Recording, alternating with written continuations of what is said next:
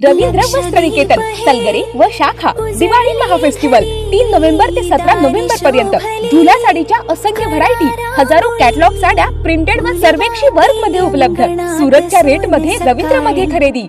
Alia dress, Naira dress, खास Diwali collection, लहान मुलांचे cargo shirt, digital printed shirt, gents shirt, formal, checks, plain shirt bumper offers मध्ये उपलब्ध.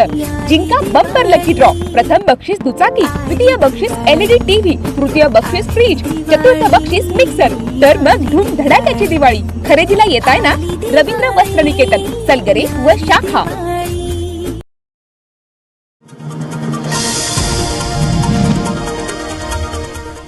शासनाचे राज्यातील 14 जिल्हा मध्यवर्ती सहकारी बँकात सरकारी कर्मचाऱ्यांचे पगार करण्यास तसेच शासनाच्या विविध योजनांचा निधी ठेवी ठेवण्यास मान्यता दिली आहे. यात सांगली जिल्हा मध्यवर्ती सहकारी बँकेचाही समावेश आहे.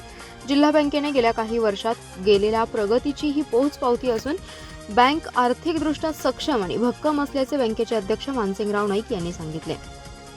अध्यक्ष व आमदार नाईक म्हणाले, शासकीय निधीची सुरक्षितता विचारात घेऊन आर्थिकदृष्ट्या सक्षम आणि नियमानुकूल व्यावसायिकता बाळगणाऱ्या तसेच इतर निकष पूर्ण करणाऱ्या राज्यातील 14 जिल्हा बँकांमध्ये शासकीय बँकिंग व्यवहार करण्यास राज्य सरकारने मान्यता दिली आहे. तसेच सार्वजनिक उपक्रम महामंडळ यांच्याकडील अतिरिक्त निधी गुंतवणुकीबाबत शासनाच्या वित्त विभागानेही या बँकांना मान्यता दिली. यामध्ये सांगली जिल्हा बँकेचाही समावेश करण्यात आलाय. जिल्हा बँकेत आता शासनाच्या जिल्ह्यातील जवळपास 316 कार्यालयातील 21,500 अधिकारी कर्मचाऱ्यांचा पगार होण्याचा मार्ग खुला झाला आहे. इस्लामपूर बस स्थानकातून वयोवृद्ध महिलेचे अपहरण करून तिला निर्जन स्थळी घेऊन जात चाकूचा धाक दाखवून लुटणाऱ्या दोघा सराईत चोरट्यांना जेरबंद करण्यात पोलिसांना यश आले. किरण दत्तात्रय चव्हाण आणि गोरखनाथ रघुनाथ कांबळे अशी अटक केलेल्यांची नावे आहेत. स्थानिक गुन्हे अन्वेषणच्या पथकाने पेठ नाक्यावर सदरची कारवाई केली. रेठरे धरण येथे राहणाऱ्या हिराबाई घेवंदे या रविवारी रोजी दुपारी 3 वाजण्याच्या सुमारास गावी जाण्यासाठी एसटी बसची वाट पाहत इस्लामपूर बस स्थानकात थांबल्या होत्या. यावेळी संशयित दोघांनी हिराबाई यांना तुम्हाला गावी सोडतो असं सांगून त्यांच्या दुचाकीवर बसवलं. त्यांना कानमवाडी येथील देसाई मळ्याजवळ एका आडबाजूस नेऊन चाकूचा धाक दाखवून जीवे मारण्याची धमकी देत त्यांच्याकडील सोन्याची कर्णफुले, गळ्यातील बोरमाळ आणि छोट्या मणांची माळ काढून घेत पलायन केलं. घडलेल्या घटनेनंतर हिराबाई यांनी इस्लामपूर पोलीस ठाण्यात फिर्याद दिली होती.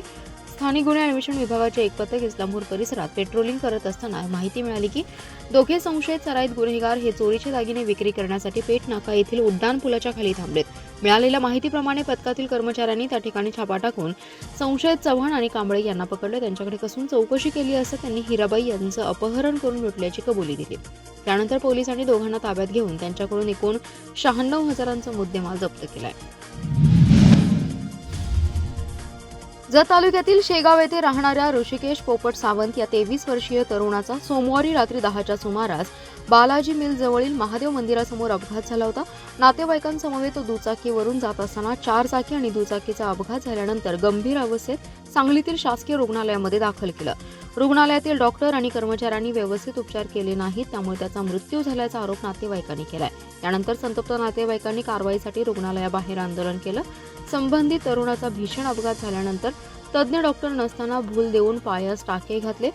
खाजगी सिटी स्कॅन लॅबचा जो रिपोर्ट आला होता त्यामध्ये मेंदूला सूज असून नाका कानातून रक्तस्राव होत आहे असं नमूद असतानाही सकाळी 6 वाजता रुग्ण बरा झालाय, त्यास घरी घेऊन जावा म्हणून डिस्चार्ज दिला. त्यानंतर घरी आल्यावर त्याला त्रास होऊ लागल्याने नातेवाईकांनी त्या सिव्हिल हॉस्पिटलमध्ये घेऊन गेले असता सदरचा रुग्ण मृत असल्याचं डॉक्टरांनी जाहीर केलं. त्यानंतर नातेवाईकांनी गोंधळास सुरुवात केली. रिपब्लिकन पक्षाचे जगन्नाथ ठोकळे, सुरेश दुधगावकर, आशिष गाडे, शिवाजी वाघमारे, किशोर होवाळ, सूरज पवार, अविनाश कांबळे, किशोर सूर्यवंशी, अजय उबाळे यांनी या प्रश्नी सिव्हिल हॉस्पिटलचे प्रभारी जिल्हा शल्य चिकित्सक डॉक्टर जोशी, विभाग प्रमुख डॉक्टर यांच्यासह अन्य डॉक्टरांना धारेवर धरलं. विश्रामबाग पोलीस स्टेशनचे पोलीस निरीक्षक संजय मोरे, सहाय्यक पोलीस निरीक्षक संदीप वाघमारे यांच्यासह पोलीस फौजफाटा दाखल झाला. त्यानंतर शहर विभागाचे उपाधीक्षक अण्णासाहेब जाधव यांनी कार्यकर्त्यांशी चर्चा केली. त्यानंतर जमाव शांत झाला. महापालिकेच्या वतीने येथील डॉक्टर बाबासाहेब आंबेडकर स्टेडियमवर सुरू केलेल्या दिवाळी उत्सवाला चांगला प्रतिसाद मिळतोय. सुमारे 300हून अधिक स्टॉल या ठिकाणी सुरू करण्यात आलेत. 14 नोव्हेंबरपर्यंत हा उत्सव सुरू राहणार आहे. येथील डॉक्टर बाबासाहेब आंबेडकर स्टेडियममध्ये दिवाळी उत्सव 2023चं आयोजन करण्यात आलंय. या ठिकाणी ग्राहकांची मोठी गर्दी पाहायला मिळते. दिवाळीसाठी लागणाऱ्या सर्व साहित्यांची मोठ्या प्रमाणात विक्री सुरू आहे. यामध्ये कपडे, रांगोळी, फटाके, तोरण, सुगंधी उटणे, तेल, सौंदर्य प्रसाधने, पूजेचं साहित्य, आकाशकंदील, मिठाई याच पद्धतीने इलेक्ट्रॉनिक वस्तू सुद्धा या ठिकाणी विक्रीसाठी उपलब्ध करण्यात आल्या आहेत. आयुक्त सुनील पवार यांच्या संकल्पनेतून या प्रदर्शनात रस्त्यावर बसून व्यवसाय करणाऱ्या 300हून अधिक लोकांना तसेच विक्रेत्यांना स्टॉल्स देण्यात आले. विक्रेत्यांना देखील चांगला प्रतिसाद मिळत आहे. दिनांक 14 तारखेपर्यंत हे प्रदर्शन सुरू राहणार आहे. सर्व सांगलीकर नागरिकांनी याचा लाभ घ्यावा असं आवाहन आयुक्तांनी केलंय. उपायुक्त राहुल रोकडे, सहाय्यक आयुक्त नितीन शिंदे, सहदेव कावडे, सचिन सागावकर, मानसिंग पाटील, महापालिका निदान केंद्राचे काका हलवाई आदी अधिकारी या ठिकाणी उपस्थित राहत आहेत. पावसाचे प्रमाण अत्यल्प राहिल्याने ऊसाचे उत्पादन घटले आहे. ऊसाच्या कांडीला सोन्याचा भाव येणार आहे. यासाठी शेतकऱ्यांनी जरा धीर धरावा. गतसाली तुटलेल्या ऊसाचे 400 रुपये आणि चालू होणाऱ्या गळीत हंगामात एक रकमी पहिली उचल 3500 घेतल्याशिवाय ऊसाच्या कांडीला हात लावू द्यायचा नाही, अशी घोषणा स्वाभिमानी शेतकरी संघटनेचे नेते राजू शेट्टी यांनी केली आहे. दरम्यान साखर कारखानदार यावर्षी फरकाची रक्कम द्यायला तयार नाहीत. त्यातच दिवाळी तोंडावर आली आहे. त्यामुळे शेतकऱ्यांची दिवाळी गोड होणार नाही. त्यासाठी आपण दिवाळी संपेपर्यंत आपल्या घरी न जाता या स्टेजवरच या आंदोलनास सुरुवात करणार असल्याचेही शेट्टी यांनी सांगितले. स्वाभिमानी शेतकरी संघटनेची 22वी ऊस परिषद येथील नगरपालिकेसमोरील विक्रमसिंग क्रीडांगणावर आज पार पडली. ऊस परिषदेच्या अध्यक्षस्थानी कबनूर येथील स्वाभिमानी शेतकरी संघटनेचे ज्येष्ठ नेते राजाराम वाकरेकर होते. सुरुवातीस राजू शेट्टी, संदीप जगताप, प्राध्यापक जालंधर पाटील, डॉक्टर प्रकाश पोकळे आदी मान्यवरांच्या हस्ते दीप प्रज्वलन आणि छत्रपती शिवाजी महाराज यांच्या प्रतिमेचं पूजन झालं. स्वागत स्वाभिमानी पक्षाचे शिरोळ तालुका अध्यक्ष शैलेश आडके तर प्रास्ताविक भरत बँकेचे अध्यक्ष पैलवान विठ्ठलराव मोरे यांनी केलं. गोवा बनावटीची विदेशी दारू महाराष्ट्र राज्यातील विदेशी मद्याच्या बाटलीत भरून त्याची बेकायदेशीर विक्री करणाऱ्या तासगाव तालुक्यातील सावळज येथील हॉटेल फिनिक्सवर विटा उत्पादन शुल्क विभागाने छापा टाकत कारवाई केली. यावेळी गोवा बनावटीची दारू, बॉटलिंग उपकरण, बाटल्यांची बनावट झाकणे यासह सुमारे 4,24,895 रुपयांचा मुद्देमाल जप्त करण्यात आलाय. त्यामध्ये विनोद विठ्ठल माने, सुशांत अशोक गायकवाड आणि गणेश मालोजी शिंदे या तिघा संशयितांना अटक करण्यात आली आहे. विटा उत्पादन शुल्क विभागाचे निरीक्षक विजय वनाळे यांना सावळज येथील फिनिक्स हॉटेलवर गोवा बनावटीची दारू महाराष्ट्र राज्यात विक्री होणाऱ्या बाटलीत भरून त्याची बेकायदेशीर विक्री होत असल्याची माहिती मिळाली. त्यानुसार विटा उत्पादन शुल्काच्या पथकाने सावळज येथील फिनिक्स हॉटेलवर छापा टाकला. यावेळी या पथकाला हॉटेलच्या पाठीमागे पत्र्याच्या शेडमध्ये तसेच किचन भट्टीला लागून असलेल्या भूमिगत पाण्याच्या रिकाम्या टाकीत गोवा बनावटीच्या विदेशी मद्याच्या 180 मिलीच्या 894 आणि मोठ्या 750 मिलीच्या 150 बाटल्या सापडल्या. यावेळी पथकाने झडती घेतली असता बॉटलिंग उपकरणे, बाटल्यांची बनावट बुचे, गोव्याची दारू भरण्यासाठी आणलेल्या आणि महाराष्ट्रात विक्री होणाऱ्या रिकाम्या 72 बाटल्या, मोबाईल, गाळणी, प्लास्टिक कॅन यासह सुमारे 4,24,895 रुपयांचा मुद्देमाल जप्त केला आहे. आटपाडी तालुक्यातील निंबवडे येथे बजरंगी मुन्नी राजभर या परप्रांतीय तरुणाचा 2 जणांनी खून करून प्रेत निंबवडे येथे झरे जाणाऱ्या डांबरी रोड पूर्वेस शेतजमिनीमध्ये टाकलं होतं. स्थानिकांनी पोलिसांना संपर्क करून सदर प्रेत शेतजमिनीमध्ये असल्याची माहिती दिली होती. त्यानुसार पोलिसांनी सोलापूर, कोल्हापूर, सांगली जिल्ह्यामध्ये चौकशी सुरू ठेवत अखेर दत्ता बाळासो गोडसे, अप्पासो ज्ञानू गोडसे यांना पोलिसांनी अटक केली आहे.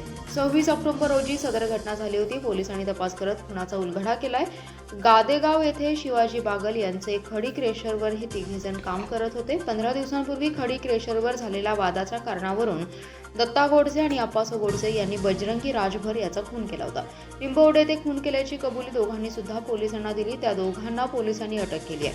मैताची ओळख पोलिसांना पटत नव्हती. त्यासाठी कोल्हापूर जिल्हा, कर्नाटक या भागात आटपाडी पोलिसांनी चौकशी केली. याबाबत बातमीदाराकडून सदर व्यक्ती पंढरपूर तालुक्यात काम करत असल्याची माहिती मिळताच पोलिसांनी त्या जागी जाऊन चौकशी केली असता खुनाचा उलगडा निष्पन्न झाला. पोलीस निरीक्षक शरद मेमाणे यांनी चौकशीसाठी वेग दिला होता.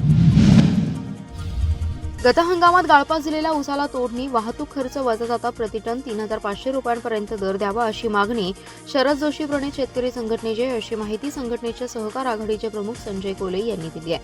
त्यांनी म्हटलंय की गुजरातमधील कारखान्यांनी सांगली, कोल्हापूरपेक्षा 1% रिकव्हरी कमी असूनही 3,500 रुपये दर दिलाय. जिल्ह्यातील सहकारी खाजगी साखर कारखान्यांचा गळीत हंगाम सुरू झालाय. दक्षिण महाराष्ट्रातील बऱ्याच खाजगी सहकारी साखर कारखान्यांची रिकव्हरी 12.50% अधिक अथवा जवळपास आहे. त्यांचा वार्षिक अहवाल पाहता त्यांना 125 किलो साखरेचे 34 रुपये दराने 4,250 रुपये, हेवी मॉलेसिस पासूनच्या इथेनॉलचे रुपये 73 पैसे प्रति लिटर दराने 668 रुपये, बगॅसचे 180 रुपये, प्रेसमड 35 रुपये असे 5133 रुपये उत्पन्न मिळाले. त्यातून 1400 रुपये खर्च गाळप खर्च वजा जाता 3733 रुपये कारखान्याकडे शिल्लक राहिलेत.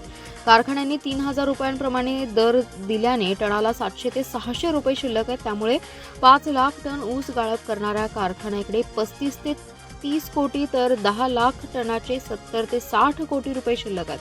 तेव्हा दिवाळीपूर्वी 3500 रुपयांमधील ऊस दर फरक द्यायलाच हवा, अन्यथा शेतकऱ्यांनी संबंधित अध्यक्ष संचालकांच्या कार्यक्रमावर बहिष्कार टाकावा, येत्या निवडणुकात एकजुटीची ताकद दाखवावी असं आवाहन केलंय. महापालिका क्षेत्रात एलईडी दिवे कंपनीने पूर्ण क्षमतेने बसवले नाहीत, यामुळे शहरात चोऱ्या आणि अपघाताच्या घटना वाढल्या आहेत. 9 पासून शहरात दिवे बसवण्याचं काम सुरू न झाल्यास 11 नोव्हेंबर रोजी दिवाळीच्या पहिल्या दिवसापासून समुद्रा कंपनीच्या अधिकाऱ्यांच्या आणि आयुक्तांच्या दारात ढोल ताशा बजाव आंदोलन करणार असल्याचा इशारा नागरिक जागृती मंचचे सतीश साखळकर यांनी आयुक्तांना दिलाय. त्यांनी याबाबत आयुक्तांना मागणीचं निवेदन देखील दिले. सतीश साखळकर म्हणाले, महानगरपालिका क्षेत्रात गेल्या 2 वर्षांपासून एलईडी बसवण्यामध्ये सावळा गोंधळ दिसतोय. एलईडी दिवे पूर्ण क्षमतेने बसवण्यात आलेले नाहीत, तसेच जे काही दिवे बसवण्यात आले ते चांगल्या दर्जाचे नाहीत. शिवाय महापालिका आणि समुद्रा कंपनीच्या कराराप्रमाणे काम झालेलं दिसत नाही. याची चौकशी होणं आवश्यक आहे. तसेच महापालिका क्षेत्रातील चोऱ्या अपघाताचं प्रमाण मोठ्या प्रमाणात वाढले. अंधाराचा फायदा घेतला जातोय, त्याला जबाबदार महापालिका प्रशासन आणि समुद्रा कंपनी आहे. शहरात अनेक ठिकाणी दिवे बसवले नाहीत, ते दिवे बसवण्याचं काम दिनांक 9 नोव्हेंबर पासून सुरू करावं, अन्यथा आयुक्त आणि समुद्रा कंपनीच्या सचिन लंबे यांच्या दारात शनिवार दिनांक 11 दिवाळीच्या पहिल्या दिवसापासून दिवाळी होईपर्यंत रोज रात्री 8 ते 12 वाजेपर्यंत ढोल ताशा बजाव आंदोलन करणार असल्याचा इशारा सतीश साखळकर यांनी दिलाय.